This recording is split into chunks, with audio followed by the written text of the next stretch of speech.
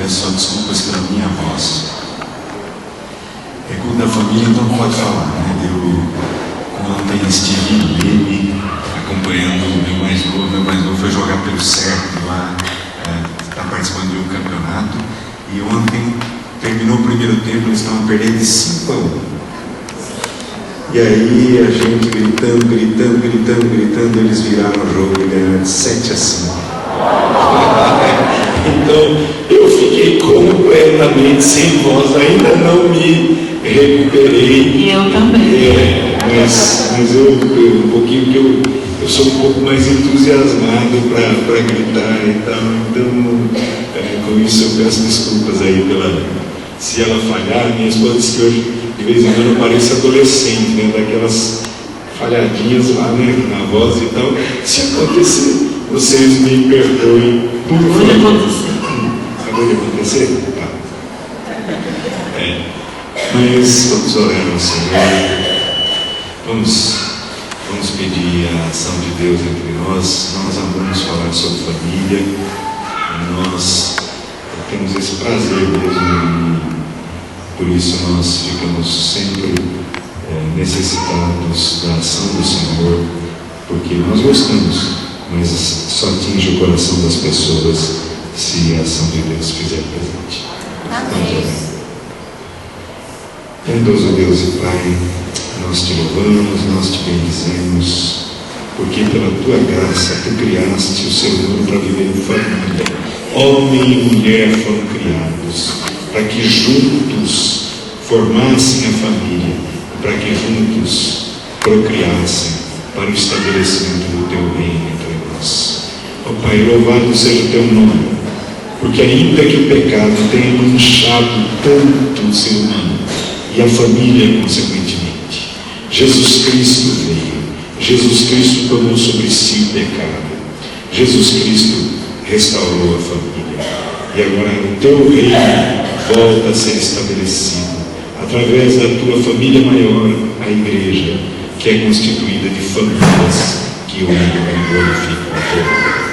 Por isso, Senhor, ministra aos nossos corações, fala conosco em nome de Jesus. Amém. Queridos, nosso tema é novos relacionamentos, velhos dilemas.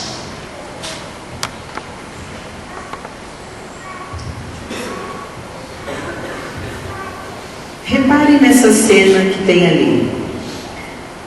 Nós deveríamos viver assim. Não foi assim que tudo começou? Tudo lindo, tudo maravilhoso, romance no ar, love's in the air, né? Show. Só que andaram acontecendo algumas coisas. Nós deveríamos continuar a viver assim, na verdade, mas em função de algumas coisinhas, como por exemplo, a inversão de prioridades, um tempo escasso, por mais que o tempo continue, o dia tendo 24 horas, a impressão que a gente tem é que nós não temos tempo para nada, não é assim? Inverte-se prioridades, o que nós deveríamos realmente nos colocar em primeiro lugar, em segundo e terceiro, a gente inverte. Falta de intimidade, e quando a gente fala de intimidade, é de conhecimento do outro, tal qual ele é, com os seus erros, com as suas limitações, com as suas qualidades. Isso também a gente tem enfrentado. E conhecer as necessidades do outro. Nós vivemos um mundo onde o que eu penso, o que eu quero, o que eu gosto, o que eu acho, é o que realmente vale. Então, essas coisinhas todas acabam que nós, enquanto casal e família, não continuemos a viver assim como deveria ser desde o início. E aí nós começamos para o primeiro dilema. Nós, na verdade, juntamos 3 dilemas, né? Nós poderíamos apresentar uns 10, mas para não ficar tão longo, a gente escolheu 3 dilemas para a gente trabalhar aqui. Kairos, o tempo. Alguém já ouviu falar essa palavra? É uma palavra grega. Meu marido é especialista em hebraico. Se vocês quiserem conhecer hebraico, é só conversar com ele em hebraico. Vai entender tudo, o que para mim é grego. Não entendo nada. Para alguns é japonês, né? É, mais ou menos. Mas o Kairos, ele quer dizer um tempo, e tempo de qualidade. Não é esse tempo que a gente conta no relógio. Tanto que Cronos é o outro tempo, que é o tempo que a gente conta. Então, que horas são agora, por exemplo? 8 horas e 3 minutos.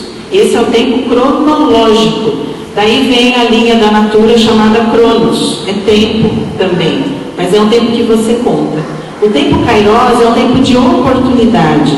Depois tem o cavalo ali, né? Isso. Dizem que a oportunidade é como um cavalo alado que passa na sua frente uma única vez. Se você não montar na hora certa, a oportunidade passou. E quantas vezes nós não perdemos o nosso tempo Kairos em função de olharmos para outras coisas e não levarmos em conta justamente a oportunidade que Deus está nos dando, né? E por conta disso, nós temos algumas dificuldades. Mas a palavra de Deus, ela é sábia e ela traz alguns ensinamentos para nós. Do mesmo modo, vocês, maridos, sejam sábios no convívio com suas mulheres e tratem-nas com honra, como parte mais frágil e coerdeiras do dom da graça da vida, de forma que não sejam interrompidas as suas orações. É interessante essa palavra que está em amarelo aí, convívio. Ela reflete justamente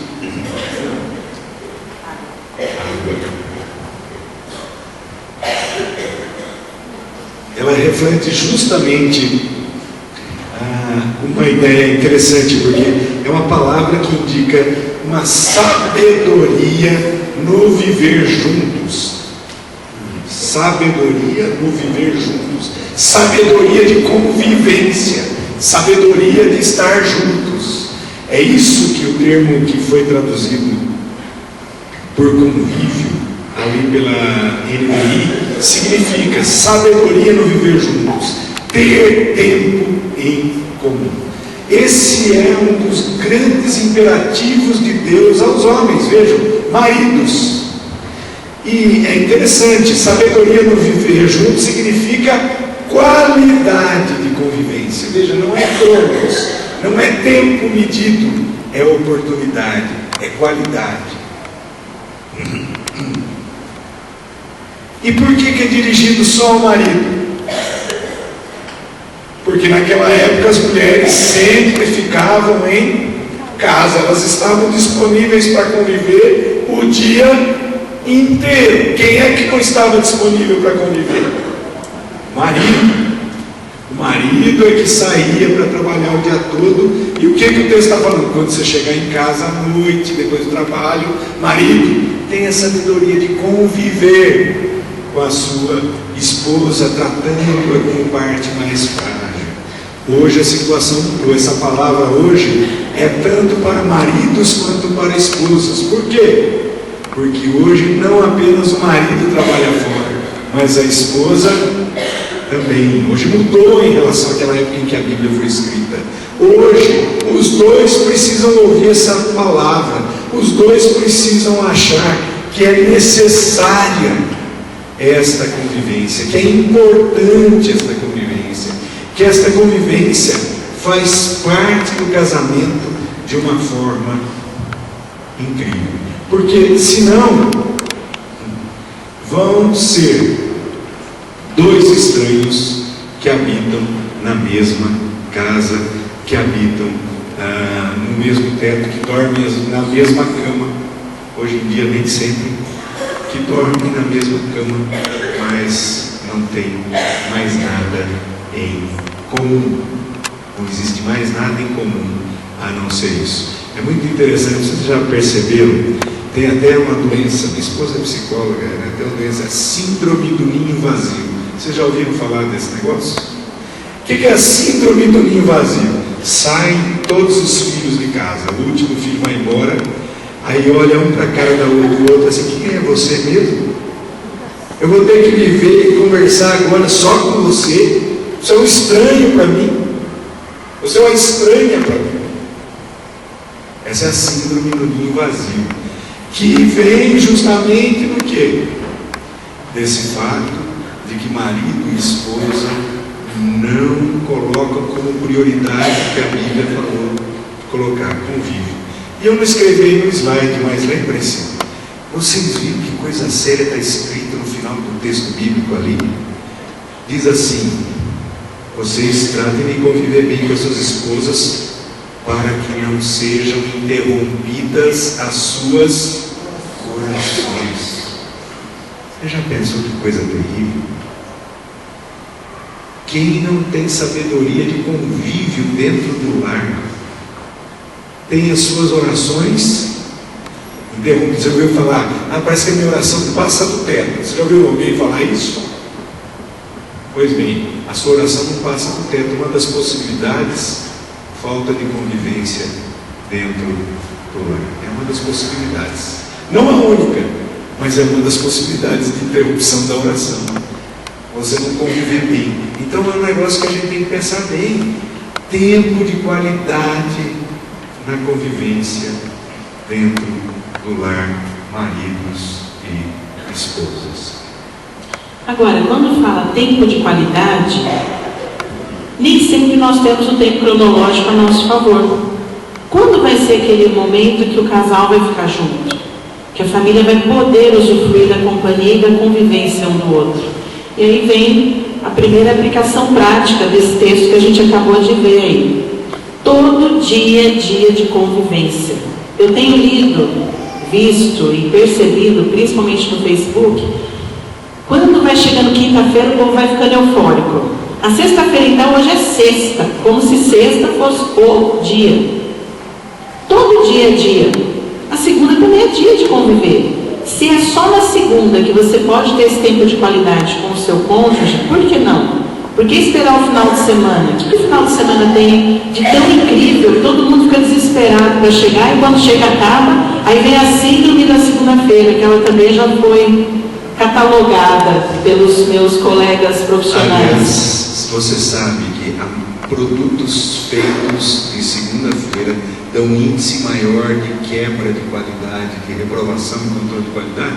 Vocês sabiam disso? Aliás, meu sogro até brinca, né, Rô? Nós tivemos um carro uma vez que quebrava tanto que ele dizia: esse carro foi feito segunda-feira, não é possível. Não foi nem de terça, nem de quarta, nem de quinta, nem de essa questão gera até falta de produtividade baixa. Na segunda-feira, um negócio interessante já estudado aí, produtividade baixa na segunda-feira. A segunda aplicação prática: consideração. Esposa cansada. Tem uma mulher cansada aqui do dia a dia? O prazer das atividades domésticas compartilhadas. O Romualdo falou de mulher trabalhando fora, mas às vezes ela se cansa também de trabalhar só dentro, né, Deiva? Por que tem que ser só quem trabalha fora que cansa? Mulher que fica em casa também cansa. E aí entra uma questão interessante. A mulher, quando ela convive muito dentro de casa, ela fica muito tempo em casa, chega no final de semana que ela quer. Aí o marido que ficou a semana inteira fora, o que ele quer de final de semana? Né? Ele quer dormir, quer descansar. E aí é aquela briga. Esses dias eu, usando o Facebook, eu postei uma tirada aqui, um vídeo que o pastor Cláudio Duarte, pastor engraçado, né? Que ele postou, muito interessante, sobre como que é a mulher que fica em cima do marido que quer sair de final de semana. Entra lá na minha página que você vai ver o vídeo que eu postei. É um cachorro bravo, homem, e a mulher é um cachorro pequenininho. E fica assim, puxa a bochecha do cachorro e não sei o que. É assim que fica a mulher do homem quando quer sair de final de semana, que ela está a semana inteira dentro de casa. Mas tem que dar um jeito de entrar num acordo aí. Nem tanto ao céu, mas nem tanto à terra, né? Se ele está cansado, respeita o tempo dele, ele precisa mesmo. E, gente, homem cansado não funciona, viu? Em todos os aspectos. Então, deixa o homem descansar. Vai ser melhor para você. Ele descansado, você vai poder ir lá no seu shopping, desfrutar do seu momento centopeia, como disse lá o pastor Lúcio.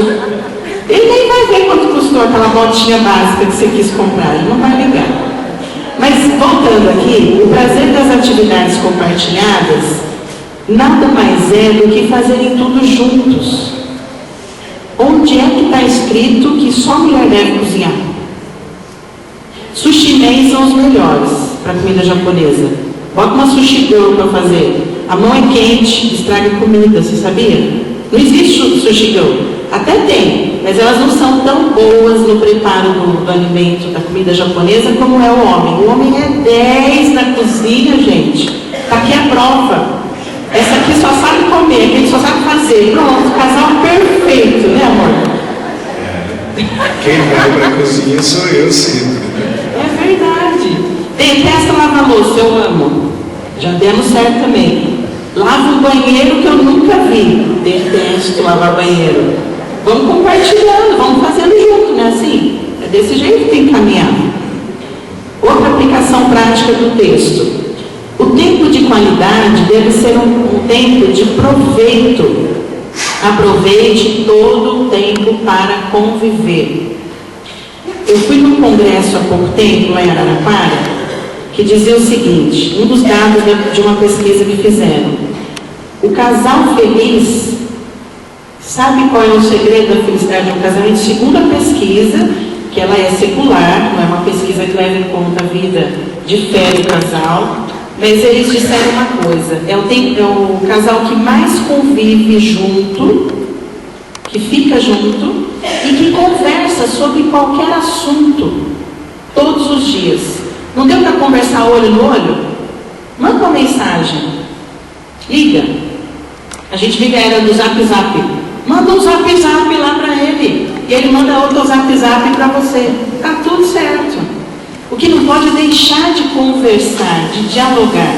E é sobre tudo, qualquer assunto. É Dilma Rousseff, é PT, PSDB, taxa Selic, IGPC, GPM. O que você quiser falar, economia ou não, mas fale com ele, fale com ela.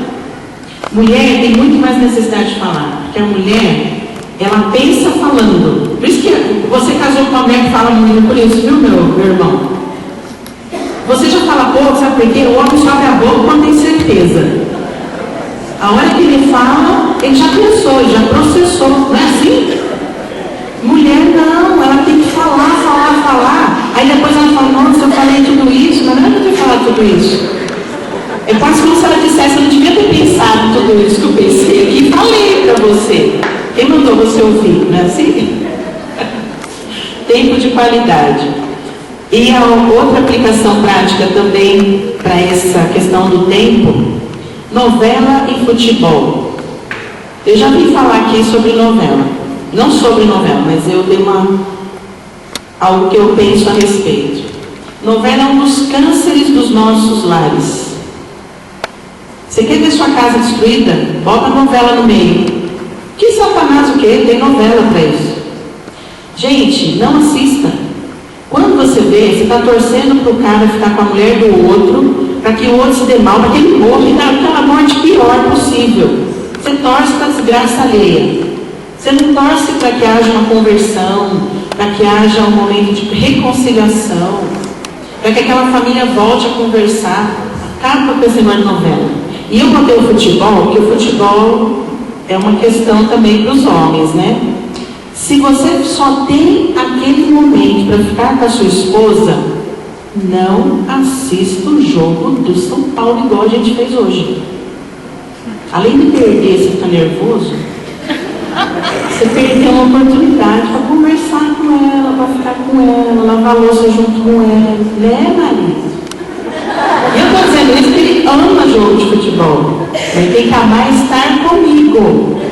Não lá vendo o jogo. Porque novela eu já não assisto mesmo, já abri mão do meu lado, né? Então ele tem que abrir mão do dele. Não é o futebol em si, mas se você só tem aquele tempinho do jogo para ficar com ela, é o futebol que vai te amar? Que vai ser fiel a você? Eles estão ganhando dinheiro deles lá. Você fica aí que nem tom, perdendo sua saúde, torcendo contigo, não está nem aí. O campeonato, nem sei que campeonato que está agora. Minha esposa entende muito futebol, como vocês podem perceber. Não gosto muito, mas fui obrigada. Segundo dilema. Uma questão de intimidade. Eu penso que há muitas mulheres que confundem intimidade com sexo. E deixa eu explicar uma coisa aqui para vocês. Intimidade não é necessariamente sexo. Sexo já é necessariamente intimidade. O casal ele tem intimidade quando consegue ser completamente o que ele é para a pessoa amada. Não tem barreira, não tem reserva, não tem obstáculo, não tem nada. Cometeu o pecado, vai lá, confessa para a pessoa. Ele vai te perdoar, ele te ama acima de tudo. Seja o pecado que for. Sabe por quê? Eu tenho certeza que isso vai acontecer. Nós estamos falando aqui para irmãos que conhecem a palavra de Deus. Jesus não foi à cruz, morreu por todos os nossos pecados. Ele não pagou, ele não quitou a nossa dívida. Não era para a gente estar lá no lugar dele? Se Jesus, o nosso Senhor, fez isso, por que nós não vamos perdoar? Eu já falei isso inúmeras vezes, que eu fui falar em outras oportunidades, até sem a presença dele. Se ele um dia me desonrar, me traindo, meu primeiro passo vai ser, lógico, eu tenho certeza que eu vou ficar muito mal na história, porque quem vai gostar de ouvir uma coisa dessa, né? Mas é dever meu como cristã perdoar esse homem. Porque quem é que está em pé que fala, não, comigo nunca vai acontecer isso, jamais. Comigo? Não. Com ele sim, com ela também. Comigo? O último que falou isso foi Pedro para Jesus, né? Os outros podem te abandonar. Eu jamais. Eu jamais. Quem foi o primeiro que negou 3 vezes?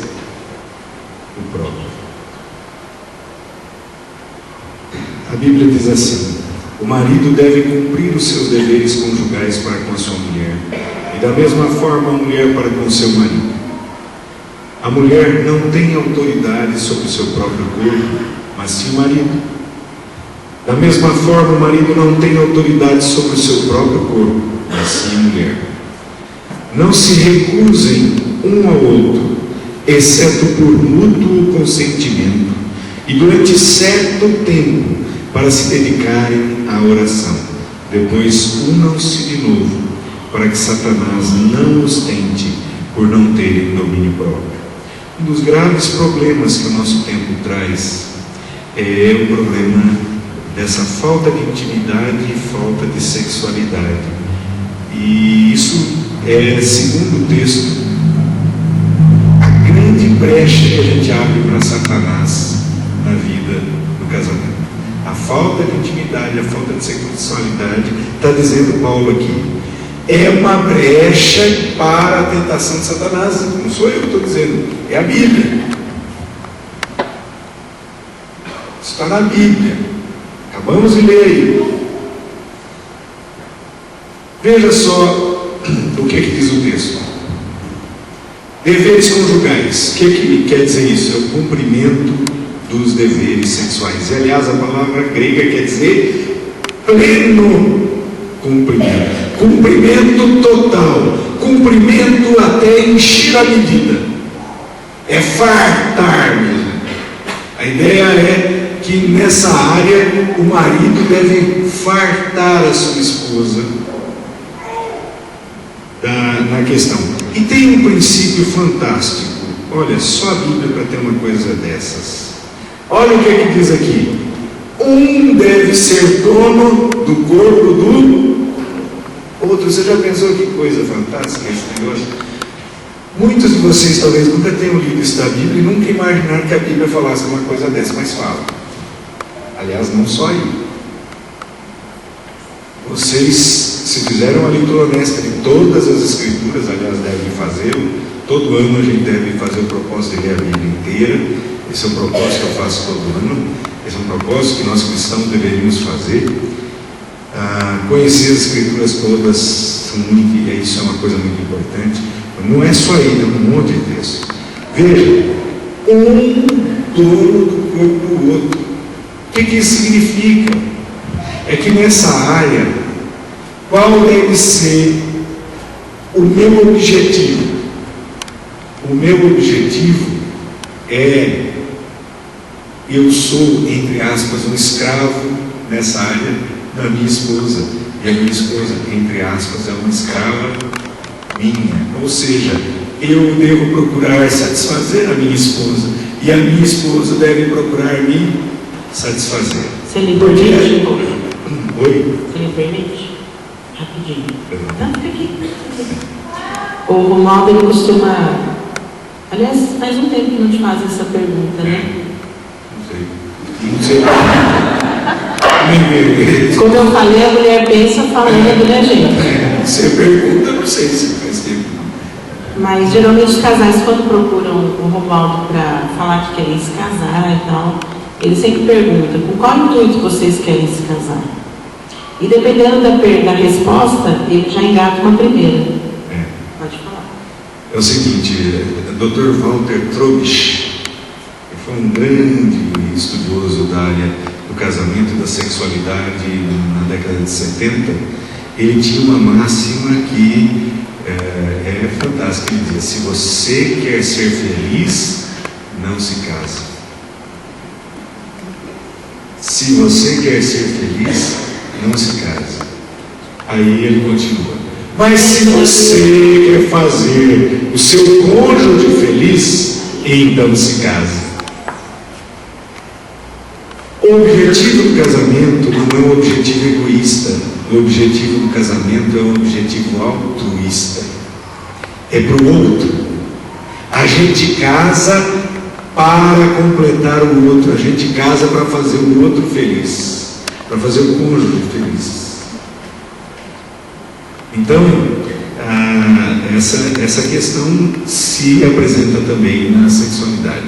E é muito interessante, lendo o texto da língua original, nem sempre a tradução consegue mostrar isso, mas é dado um destaque, usam-se artifícios literários e gramaticais nesse texto, inversão de ordem de palavras, uma série de artifícios gramaticais e linguísticos daquela época, para dizer que a mulher, principalmente em relação à mulher. Por quê? Naquela época a mulher não tinha chance nenhuma nessa área. Infelizmente, a mulher estava em déficit nessa área. Ela era obrigada a satisfazer o marido, mas o marido não tinha, para a sociedade daquela época, nenhuma obrigação nessa área em relação a ela. Por isso, a Bíblia foi revolucionária. Aí você começa a entender por que no Império Romano diziam que os pessoal provoca a revolução onde quer que eles cheguem. Os cristãos são perigosos. Em todas as áreas o cristianismo é perigoso. A Bíblia é revolucionária, gente. É revolucionária hoje. Chega gente não crente conversar comigo sobre casamento. Aí eu começo a conversar, falo essas coisas, estão na Bíblia. Os caras olham para mim assim e falam: nunca ninguém falou um negócio desse para mim.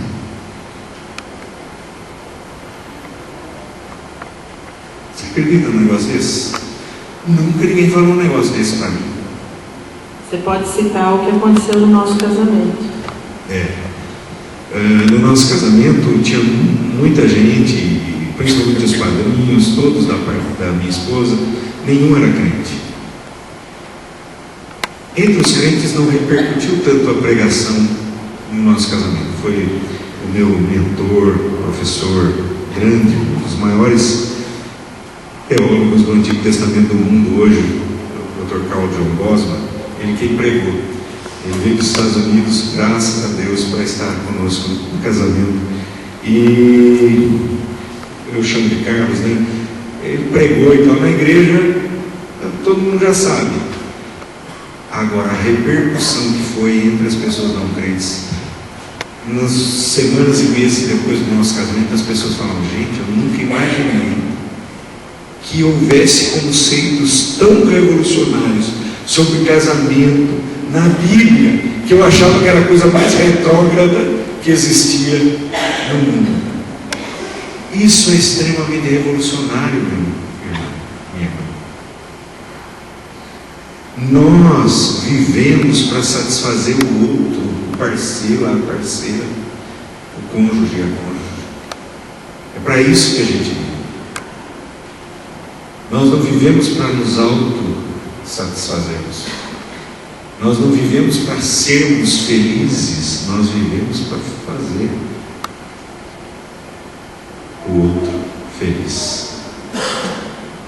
E uma coisa importante: abstinência por longo tempo, diz Paulo, jamais. Olha o que ele diz: talvez por pouco tempo, com consentimento mútuo, para se dedicar à oração. Se você não está orando, meu irmão, Vai não orar. então, vou investir dia e dia orando. Eu não sei quem anda fazendo isso. Então esse negócio que Paulo diz: se não for nesse caso, por pouco tempo, talvez consentimento mútuo, então não pode dar brecha para Satanás. Tem que ter uma vida sexual ativa e boa. Então, esse negócio que a espiritualidade me faz esquecer dessas coisas carnais. Olha, acho que a sua espiritualidade não está correta, não. Você está pouco espiritual, Senhor Paulo. Você está fazendo dar brecha para Satanás na sua vida, isso sim. A sua família. Então, cuidado, gente, cuidado. Não sou eu quem diz, é a Bíblia. Quais as aplicações práticas que essa ideia de sexo e intimidade podem trazer para nós hoje? Primeiro, sinceridade. Converse com seu cônjuge sobre isso, antes e depois, porque durante vai ser difícil você falar, mas o antes e depois tem que ter muita conversa sobre o que você pensar dessa intimidade, desse momento que o casal se une. E essa relação é tão divina, que há uma parte na Bíblia que diz sobre a relação Cristo e Igreja, e no mesmo momento compara com a relação de um homem com uma mulher, que é a hora que se torna um só. Quem é o cabeça da igreja? É Cristo. A igreja funciona sem esse cabeça? Não. Ele precisaria de nós? Ele é o próprio Deus? Não. O casal, na comparação, é Paulo que faz essa comparação? Paulo, né? Um precisa do outro. Somos um no momento do ato sexual. E para que essa intimidade seja preservada, é preciso muito diálogo. O que é o diálogo? É o ato de eu ouvir o que o outro tem a dizer, sem pré-julgar. Depois ele também vai ouvir o que eu for falar, sem me pré-julgar, e nós vamos entrar num consenso. Isso é dialogar. Você pode não concordar com o seu cônjuge em muita coisa, mas no momento do sexo é algo que tem que ter convergência. E é só a conversa que permite isso. Ninguém tem bola de cristal para adivinhar nada, e eu nem vou entrar nesse assunto aqui. Mas precisa ser dito, precisa ser conversado. Outra aplicação prática: o desejo. Proporcionar prazer ao outro, não a mim. Nós temos que ir contra o que o mundo diz. Eu tenho que ser satisfeito. Não, você tem que satisfazer o outro. É o seu marido, é a sua mulher. E ele e ela que são objetos do seu desejo, não você mesmo. Lembra do que ele falou?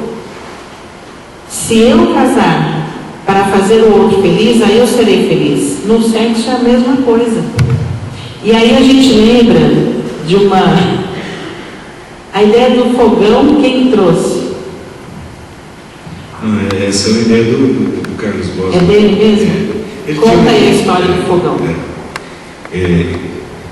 É o seguinte,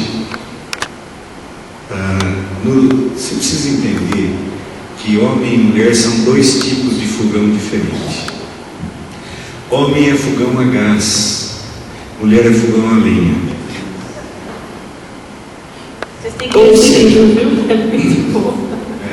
Ou seja, homem nessa área está pronto, fácil.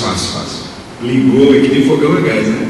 Ligou hoje, não precisa nem acender o fósforo, já aperta o botãozinho lá, já pronto.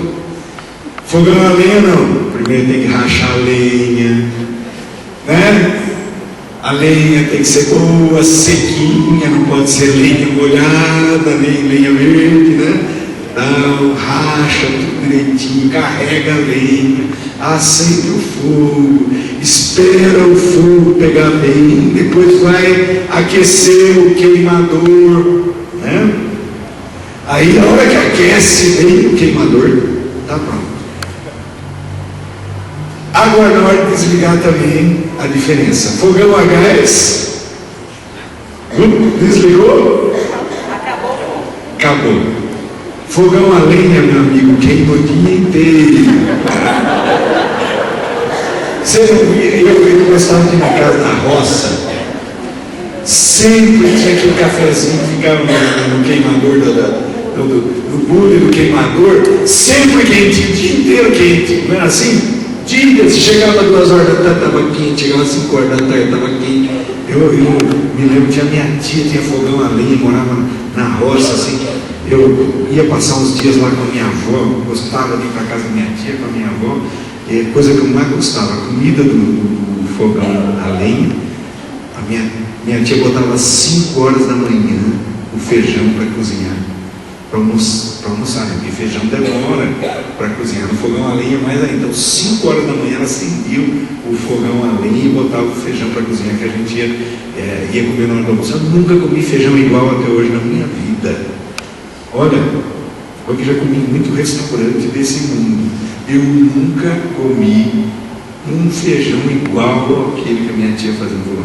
Então essa é a diferença, Também fisiologicamente na área sexual é exatamente assim, desse jeito.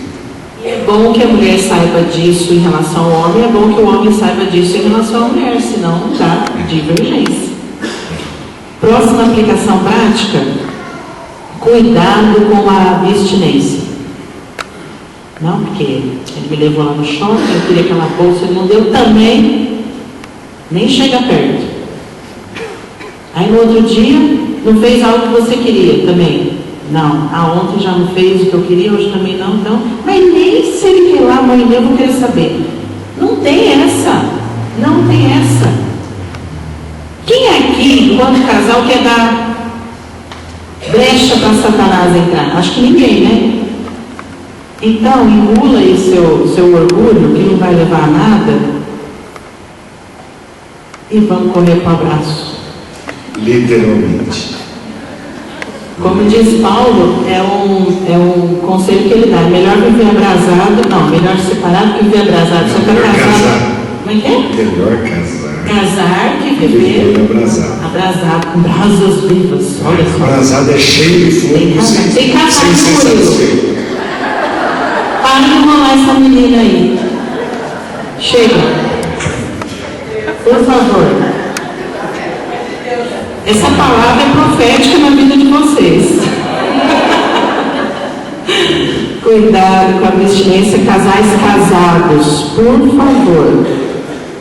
E última aplicação dessa parte: sexo começa na cozinha. Tem até um livro que fala sobre isso. Sexo não começa à noite, quando você acha que é à noite, que tudo acontece, né? Por causa da mulher. Lembra?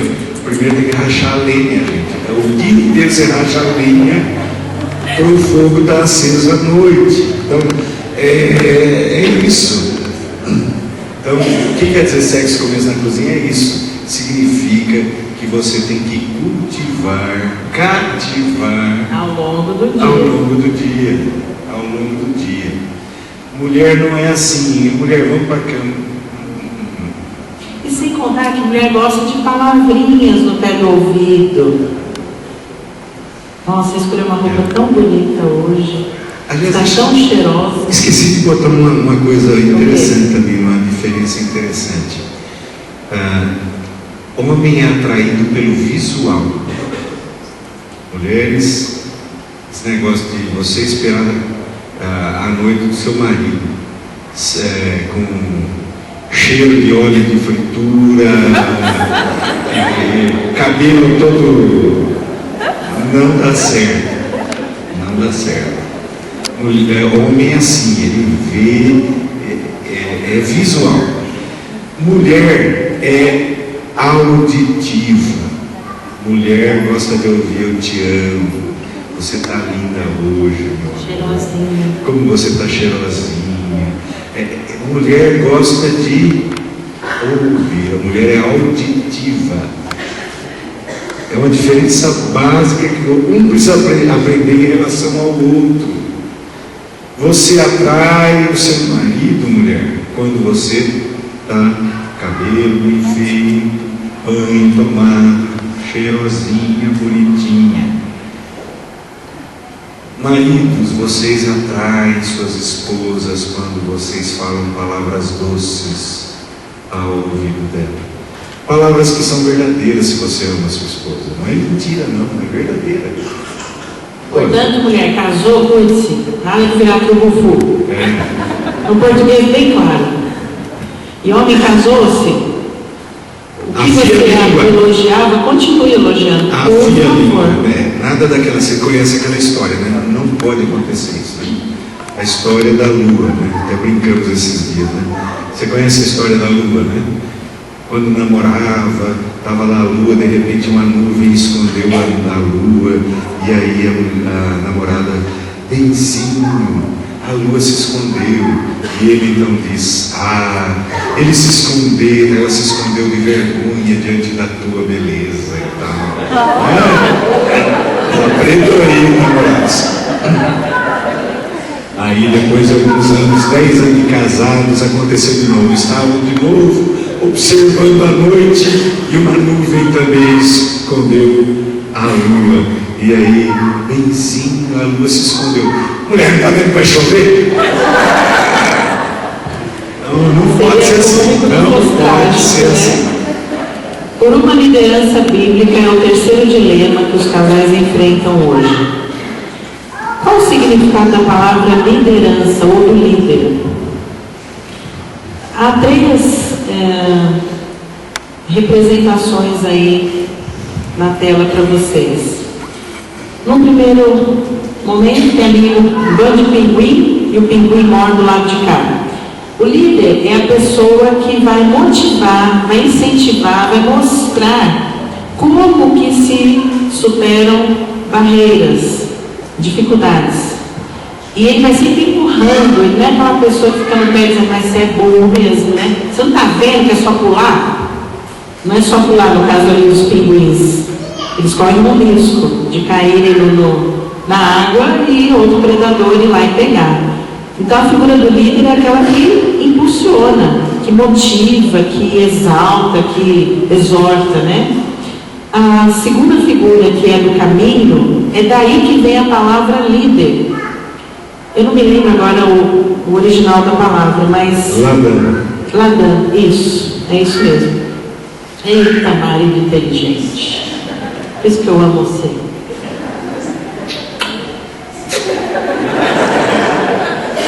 Ladan. Sabe quem era o Ladan? Era a pessoa que levava um grupo de outras pessoas por caminhos sinuosos e tortuosos, e só ele conhecia os perigos que aquele caminho oferecia. Então ele sabia quando que aquele pessoal ia passar por um caminho e teria um precipício do outro lado, então ele sabia qual era o melhor lugar para eles passarem a salvos. Esse deve ser o líder. Isso representa a figura de liderança. E ali a gente colocou uma foto de um homem lendo a Bíblia, porque essa liderança cabia a quem no Antigo Testamento? Lembra Jó? Jó orava pelos seus filhos, Jó oferecia sacrifícios pelos seus filhos, não era a mulher dele, era ele.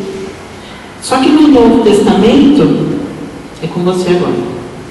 Continua a mesma coisa no Novo Testamento. Hoje que mudou, né? Hoje religião virou coisa de mulher, infelizmente. Infelizmente. Nós vemos poucos homens assumindo de fato uma liderança cristã dentro do seu lar. Vamos ler um texto aí que fala sobre a liderança bíblica. Mulheres, sujeitem-se a seus maridos como ao Senhor, pois o marido é o cabeça da mulher, como também o Cristo é o cabeça da igreja, que é o seu corpo, do qual ele é o Salvador. Assim como a igreja está sujeita a Cristo, também as mulheres estejam em tudo sujeitas sujeitas a seus maridos. Maridos, amem suas mulheres, assim como Cristo amou a igreja e entregou-se a si mesmo por ela para santificá-la, tendo-a purificado pelo lavar da água mediante a palavra, e apresentá-la a si mesmo como igreja gloriosa, sem mancha, nem ruga, ou coisa semelhante, mas santa e inculpável.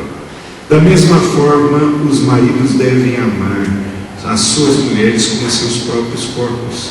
Quem ama a sua mulher ama a si mesmo. Além do mais, ninguém jamais odiou o seu próprio corpo, antes o alimenta e dele cuida, como também Cristo faz com a igreja, pois somos membros do seu corpo. Por essa razão, o homem deixará pai e mãe e se unirá à sua mulher, e os dois se tornarão uma só carne. Este é um mistério profundo. Refiro-me, porém, a Cristo e à igreja.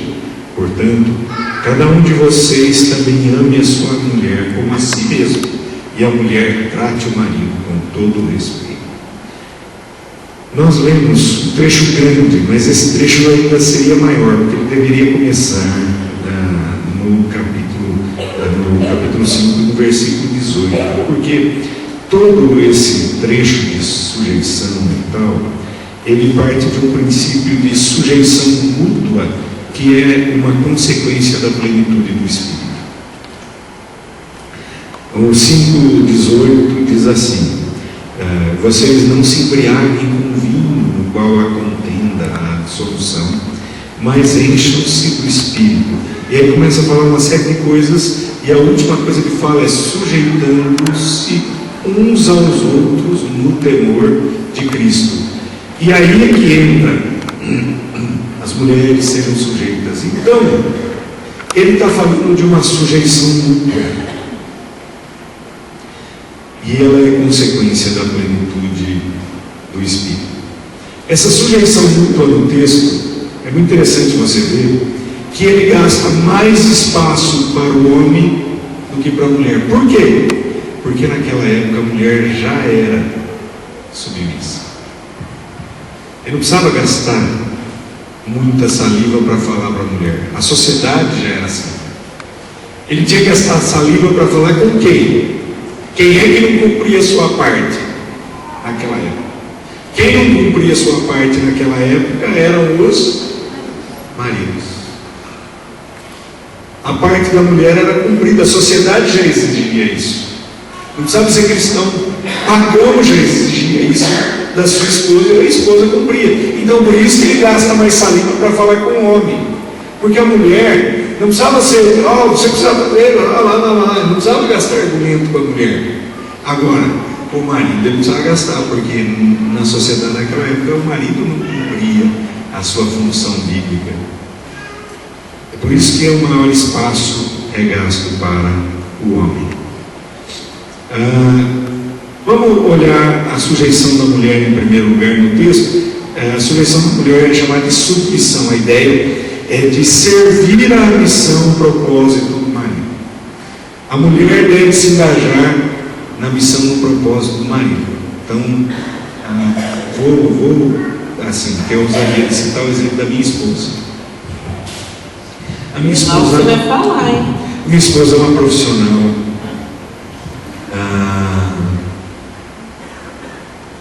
respeitada. Hoje tem o seu espaço aqui em Descalvado, mas anos atrás ela tinha o seu espaço em Campinas. Ela era professora da PUC, concursada, com cadeira e tudo mais. PUC de Campinas, uma grande universidade. E além disso ela tinha um consultório bastante refinado. Um dos pacientes dela era só o filho do fundador daquele negócio que você vê todo dia na TV, Tubos e Conexões Tigre. Chegava lá o adolescente de motorista particular, o segurança descia, ficava do outro lado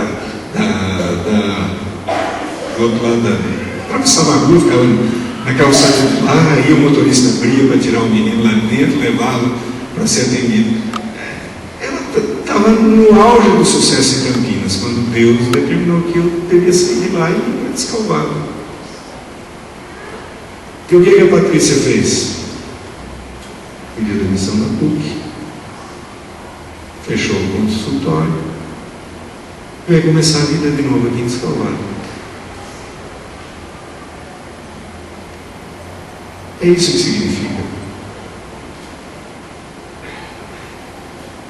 Não significa que a mulher não deve trabalhar fora, que ela não pode ser um sucesso, e ela é muito competente, é extremamente competente. Onde quer que ela vai se fazer. Ela é competente. Mas ela entende que, como minha esposa, quem determina a missão da família é o marido. Isso que é submissão. Então, submissão não é que a mulher não pode trabalhar, a mulher tem que obedecer todas as ordens do marido, tem que ser capaz do marido. Não, não é isso. Submissão é o que o nome diz. Ela está sob a missão do marido.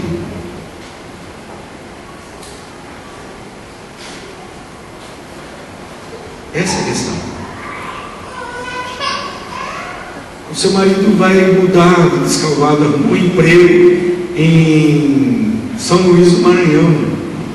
Eu digo, não, eu não vou, de Descalvado eu não saio. Da casa da minha mamãe eu não saio.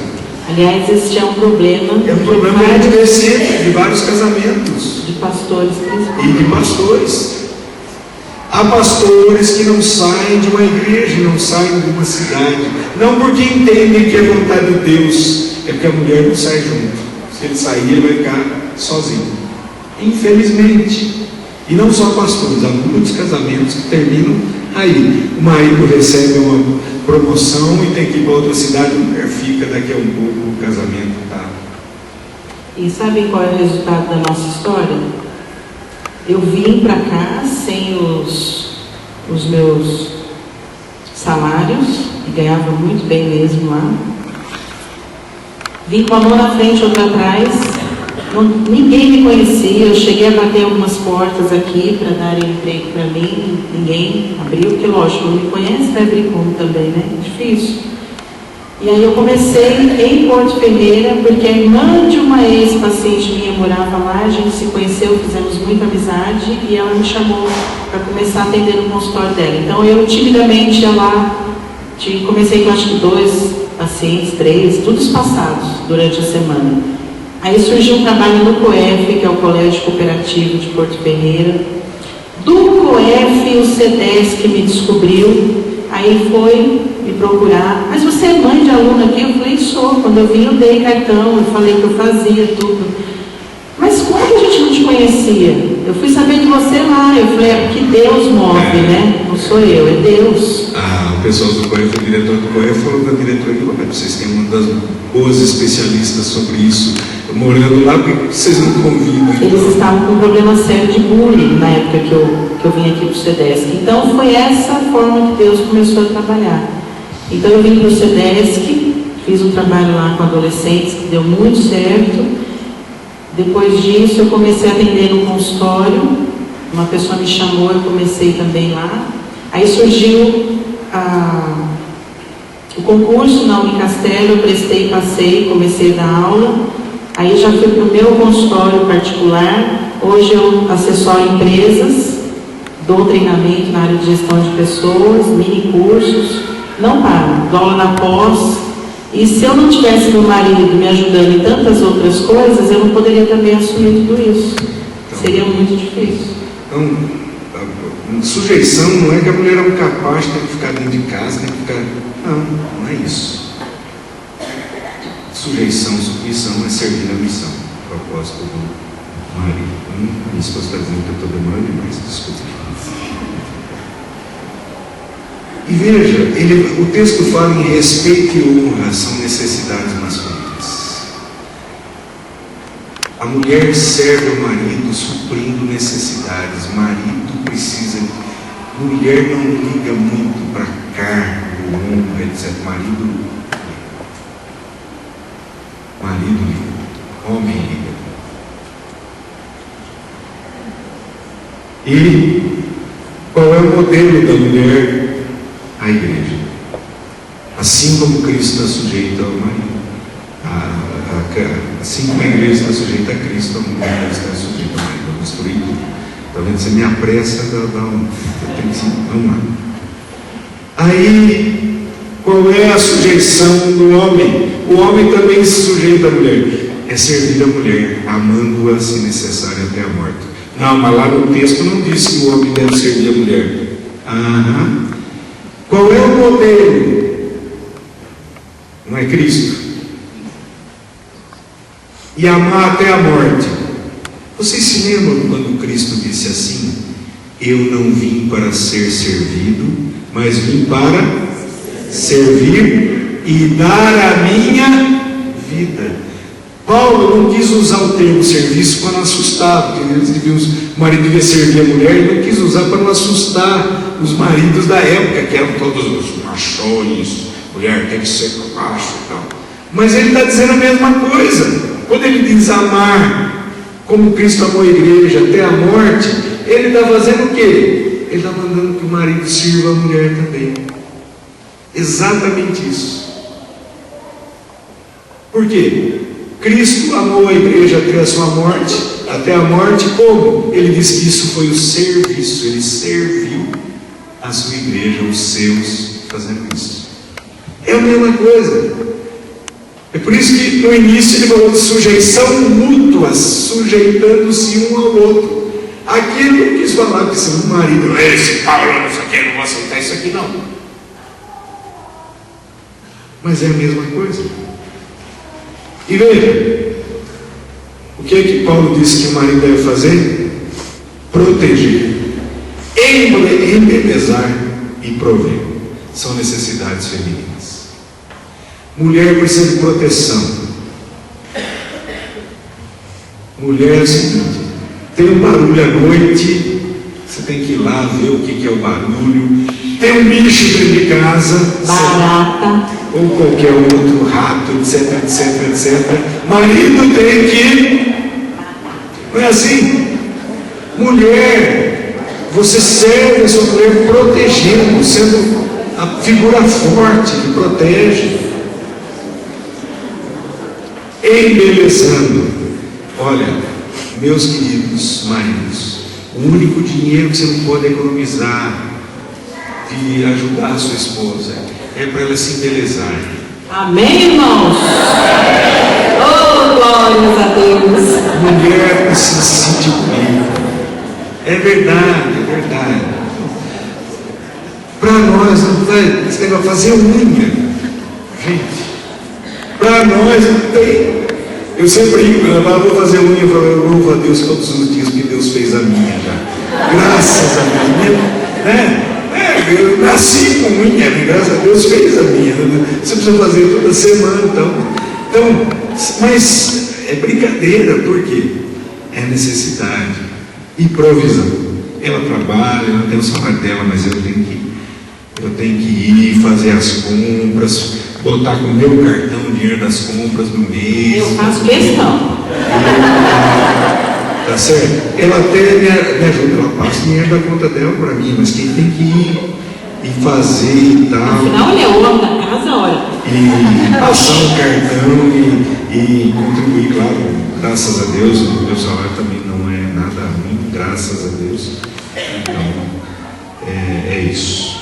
E o modelo do homem, tão facinho, né? O que é o nosso modelo? Tão fácil de imitar, né?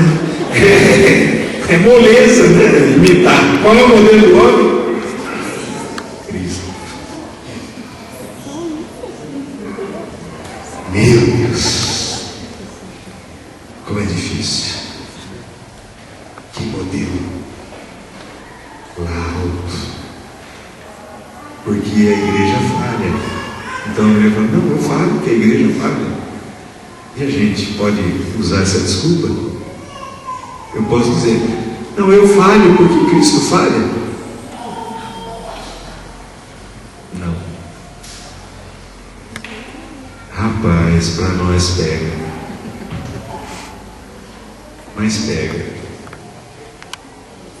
E a gente tem que, nós maridos precisamos amar mais nossas esposas.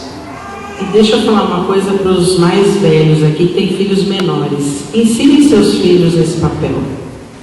E mães, deixe seus filhos menores, meninos, crescerem, assumirem seus papéis de homem. O que está faltando hoje são bons modelos. E as mães cortarem esse cordão umbilical emocional e deixar seus filhos crescerem também. A grande dificuldade que muitos casais têm, homens têm, para assumirem esse papel, eu vejo que vem dessa forma equivocada como as mães criam os filhos. Eu tenho na minha família vários exemplos de homens que não conseguem assumir seus papéis porque as suas mães nunca permitiram. O caso mais próximo nosso é de um primo no Rio de Janeiro, que sempre esteve à sombra da sua avó, que morava junto, da sua mãe, e para todos os lugares que ele ia, a avó ia junto ou a mãe acompanhava. E por um tempo depois, até a irmã menor começou a acompanhar. E um dia ele ficou tão irado que ele socou a irmã no meio do ônibus. Ele falou: larga do meu pé. Eu tenho que ir lá no médico, me deixe sozinho. Não, mas a mãe mandou eu te seguir para saber se você vai direito lá no médico. Eu sei onde é o médico. Sou retardado. Deixa que eu vou. Pois até hoje, ele tem 40, eu estou com 40. Deixa pra lá, né? Ele tem uns 5 anos mais que eu. Até hoje é uma pessoa que não consegue se assumir homem. O casamento já desfez. É uma situação muito complicada.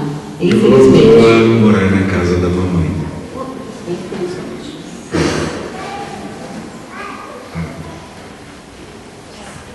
Aplicações práticas desse terceiro dilema. Boa comunicação. Imagine você e seu Romualdo lá em Campinas, quando teve chamado de vir para Descalvado, não tivesse me comunicado.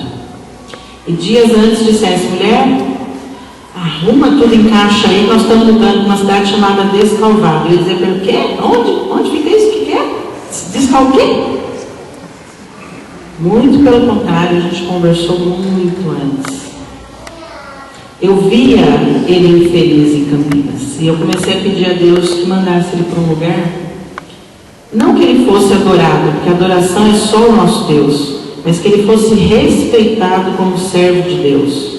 E Deus mandou ele aqui para Descalvado, uma cidade pequenininha, num lugar que eu só elogio, porque aqui a gente não vê poluição, aqui a gente não tem semáforo, nós não temos favela. Sabia que em Descalvado não há favela? Nós temos alguns cortiços, é verdade, mas favela não tem. Aquilo a gente respira em ar puro. Os ladrões estão começando a descobrir Descalvado, infelizmente. É triste isso. É uma cidade boa para se criar criança pequena. A gente ainda convive com pessoas que, mesmo não tendo a mesma fé que a gente, compartilham de valores, né, de conduta moral e tudo mais. Então, Descalvado foi uma bênção na nossa vida, tem sido até hoje. Mas para isso, nós tivemos que conversar muito, eu tive que abrir mão de muita coisa mesmo. Mas Deus, como é sempre Deus, Ele conduziu tudo. Elogio, não deixe de elogiar. E aqui vai a minha sugestão para as mulheres. Aquele defeito que só você sabe que seu marido tem, guarda para você. Não fica falando, divulgando. Sabe por quê? Perante a sociedade, o seu marido deve ser o homem mais respeitado do mundo. Então cabe a você enaltecer essa figura. Porque ele também precisa disso. Ele sabe que ele é o líder, que é ele que deve fazer isso, aquilo, outro. Mas nós, mulheres, temos esse papel. É nosso dever elogiarmos os nossos maridos. Se ele fizer alguma coisa errada, não corrija em público. Estou errada, homens. Quer coisa pior do que você ser corrigido pela sua mulher em público? Mas você falou, o que acontece?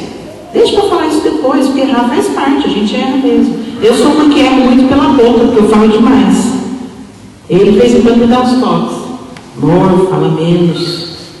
Já aprendi, aí estou aprendendo ainda. Tem muita coisa ainda para aprender. Faça da sua casa um ambiente favorável. Vocês conhecem o jogo de frescobol? Já jogaram frescobol? É muito legal. E conhecem o jogo de tênis também. no jogo de tênis, eu tenho que jogar bola de uma forma que o outro não pegue. E no frescobol? É o contrário. Eu tenho que jogar de uma forma, eu me esforço para que a bola chegue lá redondinha, não é bola. O que é? É bola? Acho que eu nunca joguei frescobol. Jogou Eu joguei? na praia. Eu joguei? É mesmo? A memória já está indo embora. E veja, os dois têm raquete e tem tênis. São parecidos, são, mas o objetivo é diferente. Assim como há casamentos e casamentos. É a mesma coisa, mas o casamento que é tênis, um fica tentando fazer o outro. Já ao contrário, o casamento que é frescobol, um elogia o outro, um devolve a bola redondinha para o outro acertar, e vice-versa, vem também a bola redondinha para você acertar. Quem usa essa expressão, essa comparação, pedagogo. Rubem Alves. Já ouviram falar do Rubem Alves? Apareceu ano passado. Grande Escritor maravilhoso. Escritor maravilhoso. Outra aplicação prática: cumpra o que você promete, principalmente no quesito fidelidade. Ai, mas tem uma pessoa aqui que não para de me elogiar, tem alguém aqui que não para de me atormentar. Saia de perto dessa pessoa. Você não prometeu fidelidade? Então, na promessa está também a implicação prática de ser fiel. Eu vou sair de perto, porque senão eu vou cair na tentação. Ainda mais se em casa eu estiver sofrendo a tal da abstinência. Isso vale para os dois, homem e mulher. Lembre-se, a abstinência não cabe a nós termos aquele período longo de um evitar o outro, do ponto de vista sexual.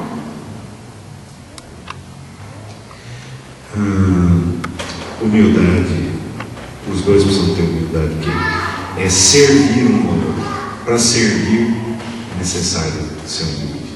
A mulher precisa ser humilde para estar sob a missão do marido. O marido precisa ser humilde para entender que mais importante é ele amar a esposa, não ele próprio, mas a esposa. E assumir a responsabilidade. Homens assumam, eu vou falar principalmente com os homens, as mulheres assumem normalmente as suas responsabilidades no casamento. É mais difícil para nós. Homens assumam a sua responsabilidade no casamento. Inclusive, deixa eu falar um negócio aqui. Assumam a sua responsabilidade espiritual dentro do lar. A gente precisa fazer alguma coisa. Por exemplo, em casa, eu dei a sugestão, minha esposa apoiou e nós temos feito. Nas refeições, ler a Bíblia. Aqui em Descalvado, graças a Deus, uma das bênçãos que recebemos é poder fazer as refeições em casa. Eu em Campinas não tinha essa bênção, nem a Patrícia. Tinha dias que a gente conseguia se encontrar na rua para almoçar juntos na rua. Tinha dias que nem isso, íamos nos ver só à noite. O Mateus, coitado, que já tínhamos o Mateus mais velho, ficava com a empregada em casa. Então, aqui a gente tem essa bênção, então aproveitar. A gente lê um trecho da Bíblia todos os dias nas refeições. Você tem que assumir, homens, assumam a responsabilidade espiritual. Bota alguma coisa espiritual na sua família. E, finalmente, serviço. Lembrar que a gente vive aqui para servir um ao outro no casamento. O espírito que deve existir no casamento é o espírito de serviço. E para a gente terminar de uma forma mais alegre, risonha, né? Vamos ouvir aqui o pastor Cláudio Duarte para dar um fecho aqui nessa. Você já tem acompanhado o que ele diz aí? Antes de lermos a palavra, como eu vou falar de família, eu quero citar uma poesia. Eu gosto muito do romântico, estou com minha esposa.